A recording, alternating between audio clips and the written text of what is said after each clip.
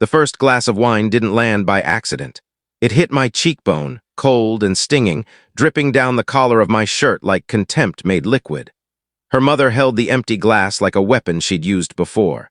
"That's to disinfect a poor man," she said, sharp as a blade. My wife laughed. No nervous twitch, no attempt to hide it. Full, head-tilted back laughter. That was the moment it ended for me. I smiled, calm, quiet, calculated. Then I looked her father in the eye and said, "I'm canceling all business with your company."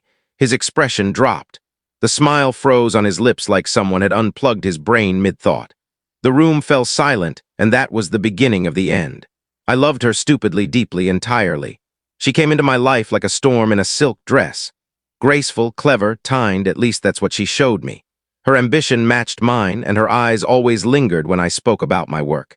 She made me feel admired, seen. When I told her I was negotiating a logistics contract with Lawton and Kess, she feigned surprise. "That's my dad's firm," she whispered like it was destiny. We got married. Love blurred the lines. So did sex, so did power, but greed? Greed doesn't blur anything, it cuts straight through. The betrayal didn't hit like a crash, it crept in like mold behind drywall. She started making comments, soft at first. "You know, I'm used to a different lifestyle." Then louder, "Why don't you push harder for those government contracts? My dad can help you if you just listen." I didn't want her father's help, I wanted respect. And I had earned every deal I landed. I saw her phone light up. A message preview from her mother. "Just get him to merge the holding companies. We'll clean house after." She'd left the screen unlocked. Rookie mistake. I read through the entire thread. They called me the mule, said I was dumb but useful, said they'd give the marriage long enough to funnel assets through a shared shell corporation. My corporation, I didn't speak to her. I let the silence build like a noose. That's when the planning began. First, I played dumb. I pretended I was struggling, told her I needed her parents' help structuring new contracts. I smiled when she offered to run it by Daddy. I let them think they were winning. What they didn't know, I'd already hired forensic accountants, set up ghost LLCs, layered shell after shell, until no one, not even the IRS, could trace the real trail. Every time they tried to reroute money, I matched it with a fake trail and watched them eat it up. I documented everything, signed calls, recorded boardroom meetings, transcripts. I stored it all on a cold wallet, offline, locked in a safe deposit box only I could access. Then I waited. The wine glass was my trigger. That dinner was my trap. I knew her father was planning to announce the merger. He thought I'd be dabbled by the prospect, thought I'd finally bow. But instead, he watched a $200 million deal crumble between his fingers.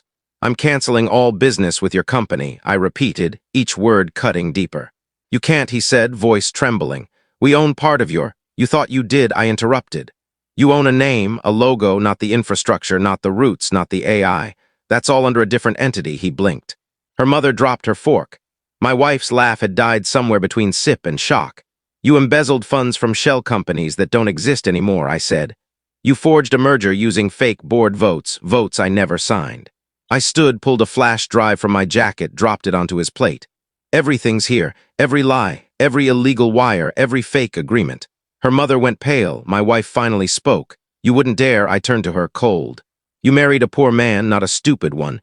It unraveled fast. Their company was audited. Her father was indicted for fraud and conspiracy.